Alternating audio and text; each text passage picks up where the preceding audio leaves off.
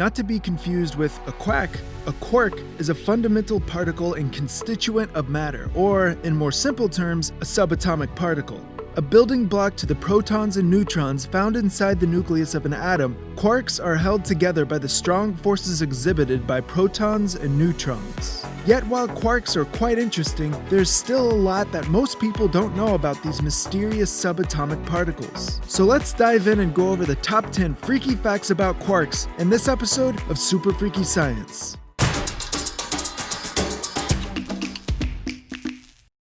If you want to stay up to date on our latest material, don't forget to subscribe.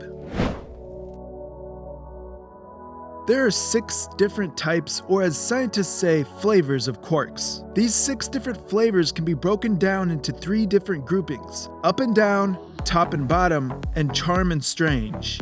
In terms of their physical movement, all quarks have the same spin of 1/2. Yet it is in regard to charge that they differ, as the up, charm, and top quarks have a charge of 2/3, while the down, strange, and bottom quarks have a charge of -1/3. Additionally, each quark has a corresponding anti-quark and has the opposite charge of its counterpart. For example, a charm quark with a charge of 2/3 would have an anti-quark with a charge of -2/3. Now, what is fascinating is that only up and down quarks can be found in regular matter. In fact, they're used in the makeup of protons and neutrons. However, the other flavors of quarks cannot be found on Earth and can instead be hypothetically observed inside a particle accelerator or inside of a quark star.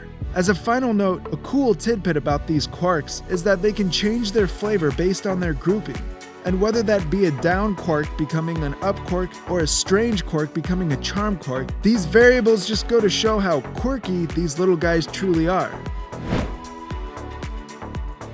There are a grand total of 4 fundamental forces seen in elementary particles, and quarks are the only particles that can experience all 4, comprised of electromagnetism, gravitation, strong interaction, and weak interaction. These 4 forces are what allow quarks to move and interact with their environment. Now, the reason why quarks are different than regular particles is because their operation challenges the standard model of particle physics. This is due to the fact that the standard model only accounts for 3 of the 4 fundamental forces, as it does not account for gravitation.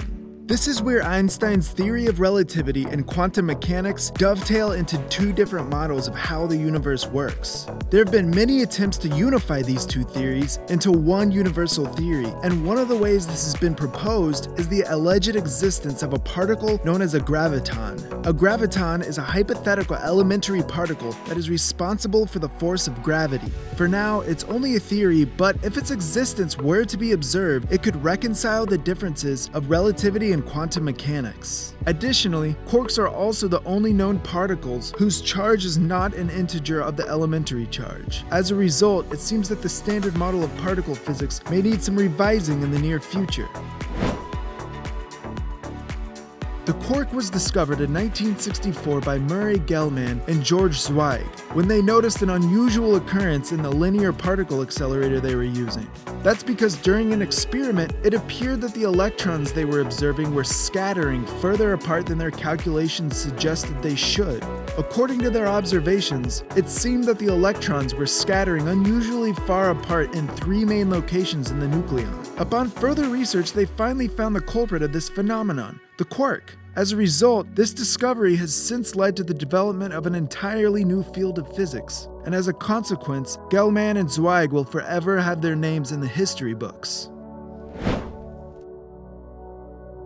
Although discovered in 1964, the spelling of the word quark was actually inspired by the 1934 James Joyce book Finnegan's Wake.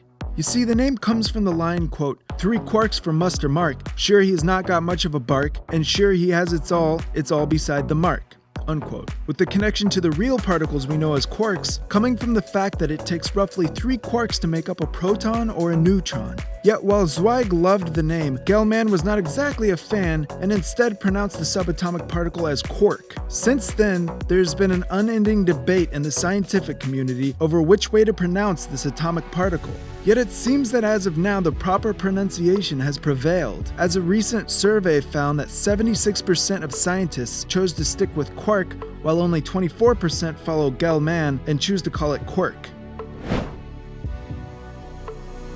Due to to the quark's small size, it is almost impossible to calculate the exact measurements of this atomic particle. However, what we do know is that they are held together by particles called gluons. Yet beyond that, their exact size remains a mystery. However, another major issue with attempting to measure the quark is that it is so far proved impossible to separate a quark from its natural occurring state. This creates a bit of a problem since it can't be separated, it can't be properly measured. That means that most of the measurements surrounding the potential size of a quark are left up to speculation. But despite all of this, there has still been some progress made on the general idea of how small a quark might be. While physicists haven't been able to pinpoint an exact size, they have been able to determine a limit on how small a quark must be. According to data received from the Zeus experiment in Hamburg, Germany, a quark must have a radius smaller than 43 billion billionths of a centimeter, or 2,000 times smaller than the radius of a proton. And that is pretty small. No wonder they're so hard to measure. As a few of you may be aware, the first element that was ever created after the proposed Big Bang was hydrogen, or more simply put, a proton and an electron. As a result, quarks, which are instrumental in the creation of a proton, were also created just after the Big Bang. Now, this discovery has been instrumental in better understanding this event, and it has been estimated that quarks were first created about 12 seconds after the Big Bang. Scientists have been able to study this theory because of the research done using the most powerful particle accelerator in the world, the Large Hadron Collider. This particle accelerator creates a beam of super fast traveling atoms that collide into each other with so much power that the atoms are stripped down to their constituent elements, quarks. What's interesting about the research that's come out of these experiments is that it's shown that the primordial quark gluon plasma that existed right after the Big Bang behaves more like a liquid than a gas, which is what physicists originally thought. On our end, we just hope that the quark continues to be used to better understand some of science's greatest mysteries. As mentioned previously, the size of a quark is impossible to find due to the fact that scientists have yet to be able to isolate a single quark from its quote-unquote natural habitat. This difficulty can be attributed to a phenomenon known as color confinement. This process stipulates that quarks can only be found within hadrons, which usually includes baryons, or protons and neutrons, and mesons, majorly short-lived subatomic particles. As a result, since quarks and their mass are currently unmeasurable, the approximate size and mass of a quark is typically estimated based on the size of its corresponding hadron. Aristotle, who was one of the great minds of ancient Greece, was one of the first people to conceptualize the idea of matter. He believed that all matter was infinitely divisible, or in other words, that all matter could continuously be broken down into smaller parts. Now, while this theory of infinite divisibility has since been debunked, the idea of there being particles in existence similar to quarks was still part and parcel of Aristotle's philosophy. And while famous scientists such as John Dalton and Ernest Rutherford were able to greatly expand on the atomic theory, it's pretty cool to know that matter similar to quarks have been conceptualized since ancient times. Quarks and their corresponding antiquarks have changed our understanding of matter by challenging our concept of the nature of matter. A prime example of this occurred in 2014, when researchers first observed a quark decaying into its antiquark. This is significant because it revealed that the quark and antiquark are intended to destroy each other. As a result, this prompted investigation as to why the universe is made up of both matter and antimatter, and why matter makes up a greater portion than antimatter. Regardless, it's pretty cool to know that these tiny particles have been the source of so many new investigations about the fundamental nature of our universe.